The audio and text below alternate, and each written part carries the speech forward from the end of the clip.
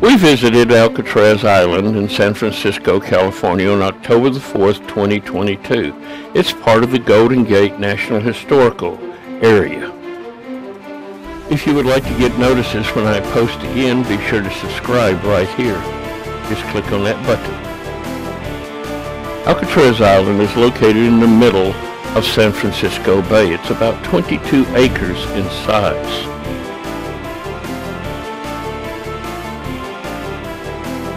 We will be taking a boat out to it from Pier 33 and then a boat back later. This video includes a tour of the cell block, so it's a little bit longer than usual, and there in the end of the road you can see Alcatraz out in the San Francisco Bay.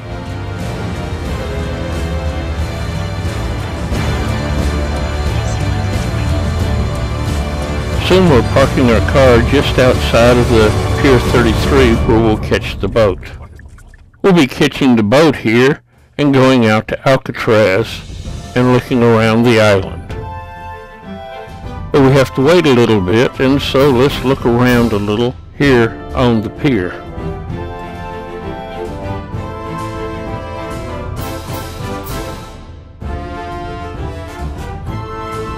They have a model of Alcatraz, and we're going to look around it, walk around it, and look at the various buildings that we'll be looking at later.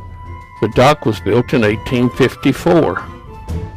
And then we'll be going through the guardhouse and Sallyport complex, which was built in 1857. The Post Exchange Store and Officers Club was built in 1910, but a fire burned it down in 1970 and only a shell remains. The Marine Prison Building was built in 1907 to 1912, housed 600 prisoners. The Warden's House was also destroyed in the fire of 1970, and we're not going to be looking at it. And the barracks and apartments were built so correction officers and their families had places to stay. Industrial buildings were there for them to work at various projects that they needed to do. And the military schoolhouse was built in 1920s. From the front it looks like a church almost. We'll see it a little bit later as we go up. We'll be taking this boat to Alcatraz. I'll be sitting on top and Deborah will be sitting inside. And then soon it's time to get going. Over there is Angel Island. It was used like Ellis Island in the east to process people coming from the west. And this is Alcatraz Island. Some people think that's where the people swim to that escaped. Penitentiary closed. Over there is the Bay Bridge to Oakland. We took that when we went to the Oakland Zoo a few days ago. Goes through the island and keeps on going. American.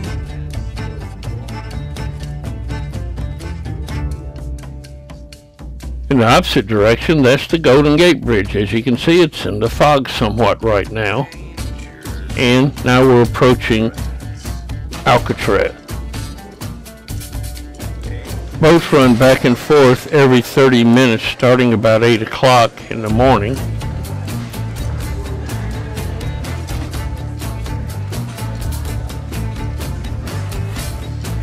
Alcatraz has been many things. At first it was a Civil War fort to protect the bay. Later on they changed it to a military detention center and built the cell block at the top. From 1934 to 1963 it was a maximum security prison. This video from Drain the Ocean shows you that Alcatraz is just a rock sticking up out of a sand floor of the San Francisco Bay. And this is a white shark attack on a seal right off the dock. It is a dangerous place to swim in. In 1973 it was opened to the public and became part of the Park Service.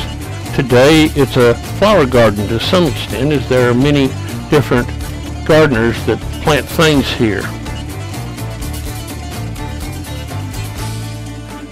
From 1969 to 1972 it was occupied by Native Americans seeking independence.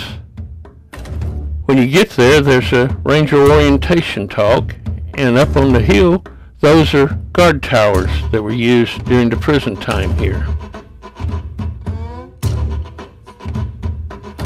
There are many things to do here and a steep climb up to the cell house. We're going to take the tram up this route. It's almost a mile long and climbs 33 stories, so it's a very steep climb to go up to the cell house. And then we're going to look around the cell house before returning. Let's get on the tram and let's get started. The tram is mainly for handicapped people. Most people just walk up. This building on the left was part of the old Civil War fort, the first 2 stories, and you can see up on the second floor that they have gun ports. And then it was used for barracks for the soldiers and later to house correctional officials and their families.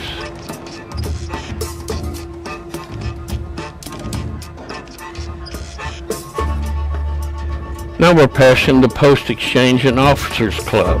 As you can see, it burned in 1970 during the Indian occupation. Not sure why.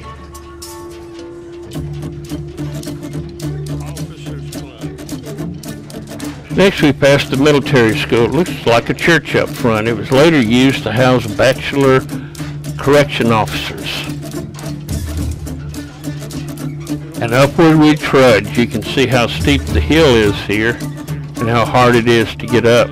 We're glad we took the ride. It's still a ways up to the cell block. When it was finished in 1912, it was the largest steel reinforced concrete building in the world. Next we passed the morgue, the place where they would bring the ones who died here. There were no executions here.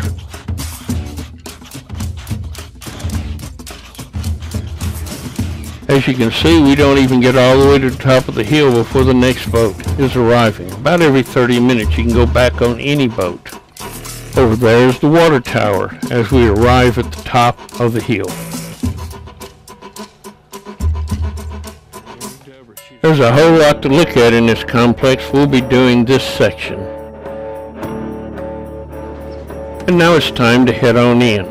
This would be the way that any new prisoner would have come through these gates and into the first room that they come to, which will be the shower room. As a new prisoner arrived, he would have to take off his clothes and take a shower. And then they would get 2 showers every week from then on. There was no privacy here so that the guards could see them shower and make sure they were not attacking each other. Then they would go to the clothing room where they would get their clothes.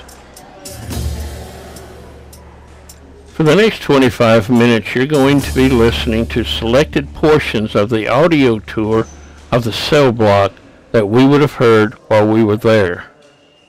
Thank you for joining us on our tour of the Alcatraz cell house. You should now be standing under the sign that says, "Tour begins here." On your right, look for a photo panel entitled Tour Narrators. Walk over to it. Walk, do not run when moving from one place to another. I'm Pat Mahoney, former Alcatraz correctional officer, and I'll be your guide. I served 7 years on the Rock. These first photos introduce some of my fellow officers.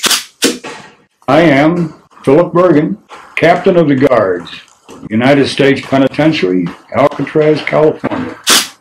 Well, my name is George DeVincenzi. I used to play checkers with Robert Stroud. I don't think I ever beat him. My name is Ronald Battles.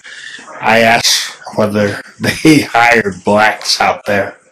You know how it was in the 50s. Continue to the left, to the next photo panel. These are some of the prisoners whose voices you'll hear.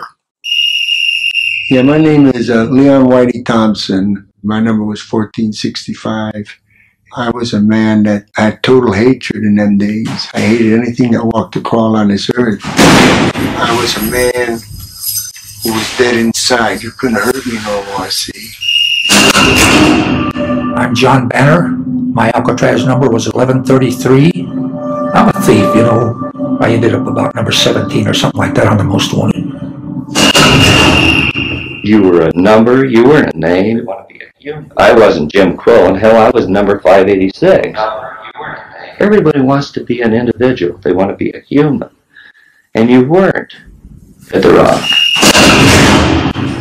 My name is Darwin Kuhn, number 1422. Figured I'm never going to get out. Yeah, I'm going to sit right here until I die. Now, continue to your left. Up ahead, you'll see an open gate on your right. This was called the cutoff. Walk through the cutoff. The Alcatraz cell house opened as a federal prison in 1934. Within these walls lived the country's toughest, most dangerous, and most famous prisoners. As soon as you exit the cutoff, immediately turn right onto the next corridor. It's called Broadway. Walk slowly along the line of cells on the right side. Each cell has a number above the cell door. On your right, find cell number 113. Stop and look inside. Broadway was the first stop for arriving prisoners. We went right down Broadway, in our birthday suits. And all the guys, are howling.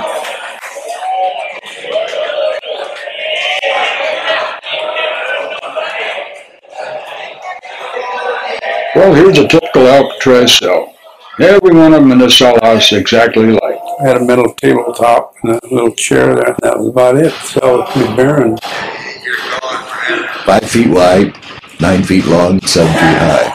That's what I call a little box. No decorations allowed. Anything couldn't paste anything on the wall. Continue to the next cell. Waiting on the bed for each new prisoner was a copy of the official rules and regulations. This is the rules of the cell house. Your cell is subject to search at any time. Your towel had to be folded up and put on your shelf. Your toothbrush, and they used to give us tooth powder in little green containers. Now, continue ahead to the next cell. I guess like a cockroach feels in a matchbox. You may smoke in your cell. In the library. We were issued a pack of wings on a Monday, Wednesday, and a Friday. Every inmate, whether he smoked or not. Continue to the next cell. Sweep your cell and place the trash in the trash bin. I knew I would mark everything in that cell. And pretty soon that cell became like a part of me, or I became a part of the cell. Look ahead to the far end of Broadway. You should see a clock on the wall. Walk towards it.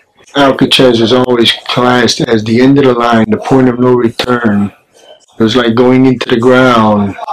When you're buried, you're gone forever. Beneath it is the area prisoners call Times Square. When you get to Times Square, turn left. Look over towards the right and find the large photo of the prison recreation yard. Walk over to it. This is the rules of the cell house.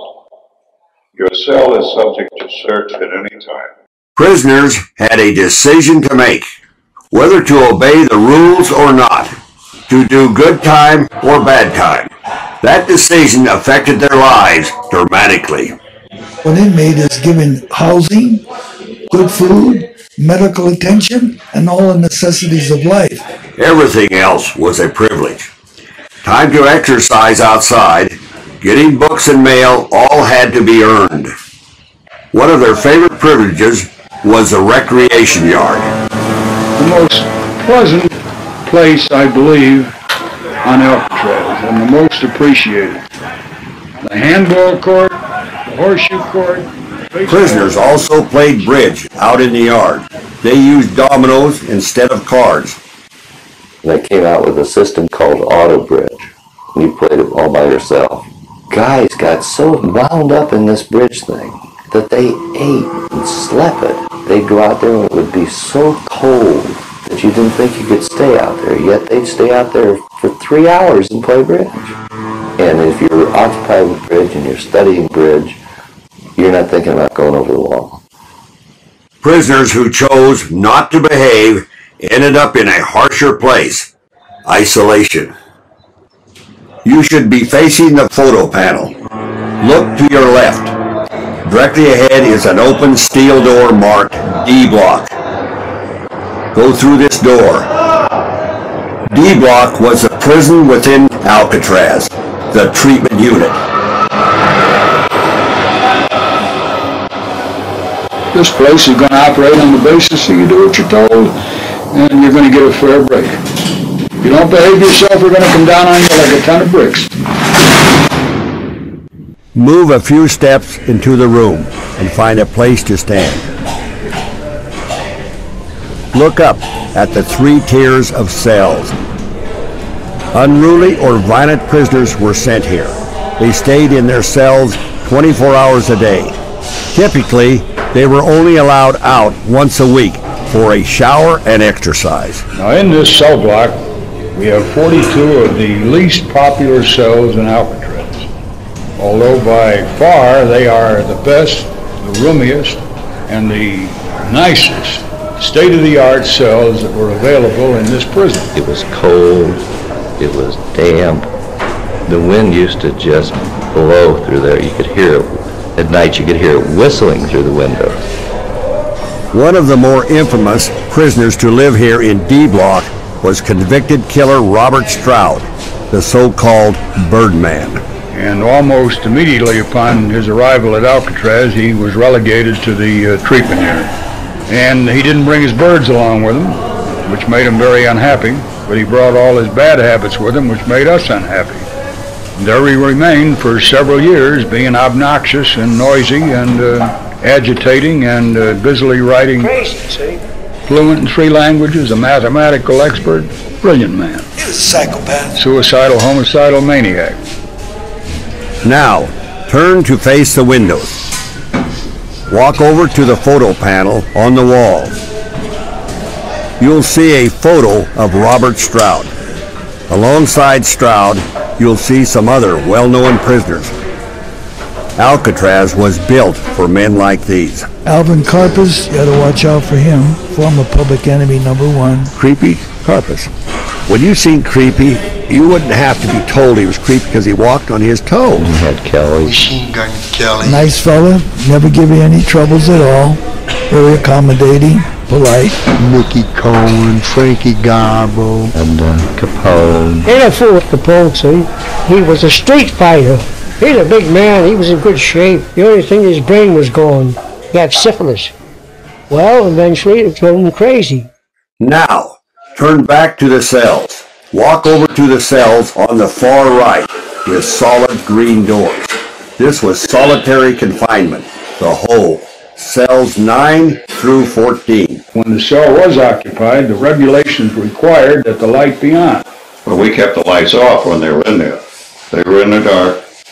You may enter one of the cells if you wish. But if you would close your eyes like right now, close your eyes and seal your eyes up with your hand, with a little concentration you can see a light. And pretty soon that light will get brighter. And you got to concentrate on this. And after a while, not a short while, this takes time and practice, but pretty soon you can almost put your own TV there. And you can see things. And you can go on trips, and this is what I did.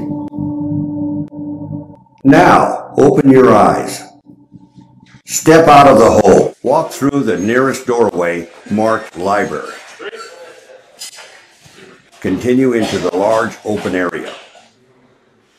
This was the prison library. You put your request on a library card. If the book was available, they'd bring it and put it in the bars for you. Prisoners with reading privileges could subscribe to approved magazines. And if it had some story about some convict out of Nebraska or something, that was cut out. Never mind that you might have been reading a serial and it was on the back of one of them pages. Prisoners who behaved could also take correspondence courses. Took a course from the University of Pennsylvania on animal husbandry. The gestation period for a pig is 3 months, 3 weeks, and 3 days. Now, let's continue. Walk out of the library, immediately turn left. Walk toward the recreation yard doorway, up ahead. Stay along the left wall of the corridor. You're now on C.D. Street. C and D block. They call it C.D. Street for C and D. Escape attempts got the attention, but in Alcatraz's 30 years history, most days were uneventful and repetitive. Stop at the first furnished cell. Most accepted that this cell block, however grim, was home for now. Some considered this sunny area the most desirable part of the prison to live. It was like coming back and greeting an old friend, really. Take a look into the cells. I used to do a lot of oil paintings on Alcatraz. If I was painting a scene of the Swiss Alps or something like that, hey, I'm right up there skiing as I'm painting, and I used to escape that way. My grandmother taught me how to crochet when I was a kid. So I taught a lot of guys how to crochet. Big tough guys sitting in there with a needle and crocheting. Move on to the next cell. In the 1950s, radios were installed at Alcatraz. You might have noticed what looks like a light switch box with two holes. Prisoners plugged their earphones in there to listen to the radio. We had 2 stations we could plug into. They let us listen to such programs as Boston Blackie, Peloton, How the Gun Would Travel, baseball games, and basketball games. Move on to the next cell. At nighttime, between 6:30 and 7:30, they have what they call a music hour. They play harmonicas or a guitar or whatnot. They had one guy over there, and he used to play one of these slide trombones. And I think he only knew 3 notes, da da da, da da da. For an hour, that's all I hear, ta ta ta, ta ta ta. New Year's Eve, everybody had a saxophone or a clarinet or a guitar or whatever started playing. Then they'd take their tin cups and they'd rack them back and forth across the front of the Mars. Turn around and look up at the windows. They face San Francisco and the setting sun. The yacht club, which was directly across from the island, would always have a big New Year's party. If the wind was blowing from that direction to the rock, you could actually hear people laughing, you could hear music, you could hear girls laughing, you could hear all the sounds that were coming from the free world at the rock. But New Year's was always the night we heard it. Continue to the end of Seedy Street. When you get there, turn left. Look for 4 small windows in the wall on the right. They're marked Visitation. The prisoners called this Pekin Place. When they'd written me that letter and said, you're dead, don't ever come back, we've told your sister you're dead, the whole bit. I'd been there at the Rock 7.5 years. The guard came up and racked my door open and said, Quillen? And I said, yeah. Or said 586, and I said, yeah. You got a visitor? And I told him, I said, you're full of crap. He said, you got a damn visitor, go down to the visiting office. Approach the visitor's windows. I thought, hell, I'll see some good-looking chick at least, if nothing else, And I walked up there, and here's this good-looking girl. I was nervous, didn't know what to expect. I knew who she was when I got a real good look at her, and when she said Jimmy, which was what she always called me, hell, I knew it was my sis. Once I saw Jimmy, it was, he didn't look different, and he was overwhelmed, and he couldn't believe it. He couldn't believe it, that we were there and that I had grown up and that I'd come to see him. Art Dollison got the news that there had been an escape. 3 men were missing from the cell house. We all believed in the escape-proof myth, and this turned out to be one of the most sophisticated escape attempts in U.S. history. Turn around and look into the control room.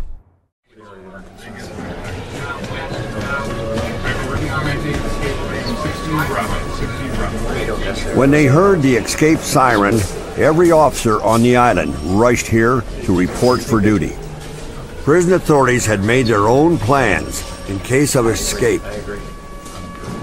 The escape response plans were located in a locked safe, and so my father had to go and get the key or the combination and unlock the safe, and then that would determine which officers were armed, where they were positioned, and make sure that all the bases were covered in any kind of an escape. Now go back and continue down the corridor along the left side. walked back into the cell block. Yeah, I wanted to escape. That was in my mind constantly. You cannot take away from a man the thought that he wants his freedom. As you re-enter the cell block, immediately turn right. We're heading for what the inmates call Michigan Avenue. Walk to the large photo panel up ahead.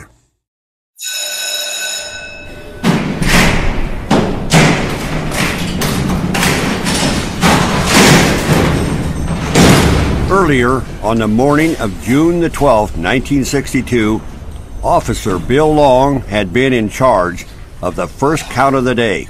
And at the sound of the bell, the inmates are supposed to be dressed and up, standing in front of their doors for count. Bill, there's a guy up here, I can't get up. Well, it's the sergeant says, I'll get him up. Look across the aisle for cell number 138. I'll wake him up. Walk over to it and look inside. Hey! And he was laying in there, so I reached in through the bars and I hit the pillow. And Lord knows what happened. The head fell off on the floor. The guy said that I shot back about 6. There's his face, there's his head, hair on his head and everything. One of the other officers there said, here's another one, Bill, right here. There's one up here, Bill. And I said, don't touch him, don't touch it with a horror movie. And I was right in the middle of it. Prisoners Frank Lee Morris and two brothers, John and Clarence Anglin, had escaped the night before. They made dummy heads to fool the officers. Morris was the brains. The Anglin brothers, they were just swamp rats out of Florida. According to the reports, the men enlarged the vent openings in the back of their cells with stolen spoons. I'll give you a ton of spoons, and I want to see how long it'll take you to go through one of them walls there. Them walls may be old, but let me tell you, you're not going through them cells with them spoons. They didn't make those holes with spoon handles. They had the necessary tools, hammers and chisels and drills. No one thought it was possible to get through concrete using spoons, but in fact they were heavy gauge steel, and you break off the bowl and now you've got a drill. And in fact 13 spoon handles and a ladle handle were actually found hidden in 2 cans of cement paint after the escape was over.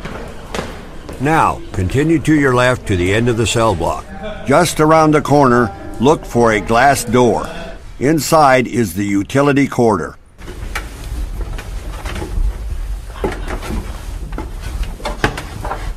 The 3 men climbed up these pipes to the roof. At approximately 10:30 that night, there was a sound like a hubcap when you're dropping it, goes, but very loud. They worked for over a year to get up onto that roof, and that would have been the most fantastic moment, to have stood there knowing that you actually got out of the most secure building in the country. The question has never been answered. Did they make it to freedom? My theory is that they drowned. They went to South America, because I know they were all studying Spanish. The men have never been found. Directly ahead of you is the dining hall. Step through the doorway and move toward the bars at the back of the dining hall. 3 times a day, all the men in general population gathered here for 20-minute meals. Imagine 200 plus men, each armed with a knife, fork, and spoon. This was potentially the most dangerous room in the cell house. And if you notice up on the ceiling there, you see these canisters up there dotted around. That's tear gas. And we nicknamed the dining room the gas chamber. It so happened during the history of Alcatraz, they never did trip the button. If they did trip it, they would have made a fatal mistake, because them 2 guards in there and the lieutenant would never have gotten out of there alive. Now walk to the barred area at the far end of the dining room. Behind it is the kitchen area. Notice the knife rack on the left. The shape of each knife was outlined on the rack. This way, officers could tell immediately if one was missing. Even so, some knives disappeared. I think about 3-4 men got killed with kitchenware. and I heard that old familiar pop slap, you know, and Chili had drove it into Sosa's back. It was just like an ice pick. He stuck it right in the back, and that was the pop slap I heard. Alcatraz, I don't think you ever heard anybody say anything disparaging about the meals. It was a strict requirement of the Bureau of Prisons that the food not only be palatable and healthy, but attractively served. When they first started making spaghetti and putting it on the line, it was pretty good.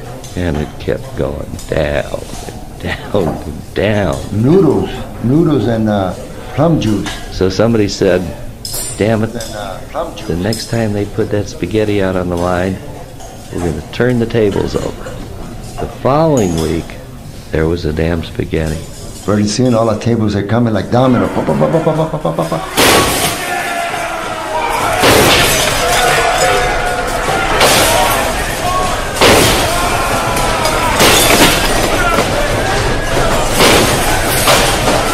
And the lives of those officers in that dining room were in jeopardy. And so old Bergen just took it in hand and took that Thompson and knocked out 3 panes of glass. Buck, waited, buck, waited, buck, knocked out the 3rd. Got everybody's attention.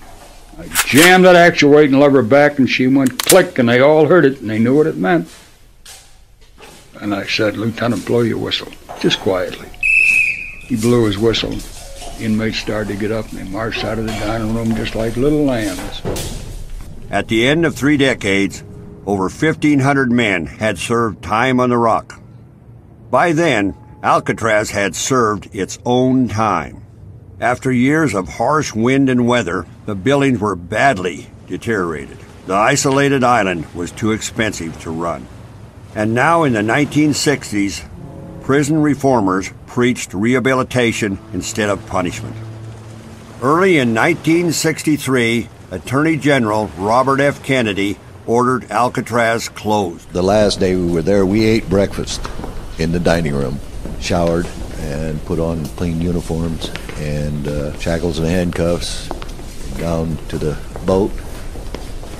I saw the last inmate leave. The last inmate leave. And I went from hell to heaven. And when I stopped and think what I was doing over there, locked up in those gun galleries and towers and wrestling inmates, and yes, heaven and hell. And I remember when they released me. I've been locked up 15 years, and during all this time I never had no visits, no letters, no nothing. And I'm watching the cars whizzing by and the people walking. Everything was moving too fast, and I didn't know how to move with it. And then I remember how envious I was of these people, because they all had a destination. They were all going someplace, and I didn't know where I was going.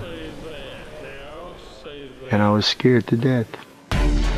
Now, after shopping in the gift shop, it's time to head back down to the boats.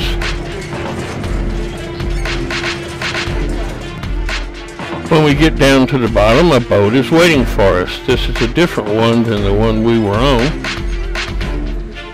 We're going to get on this boat, and we're going to stay inside for this trip.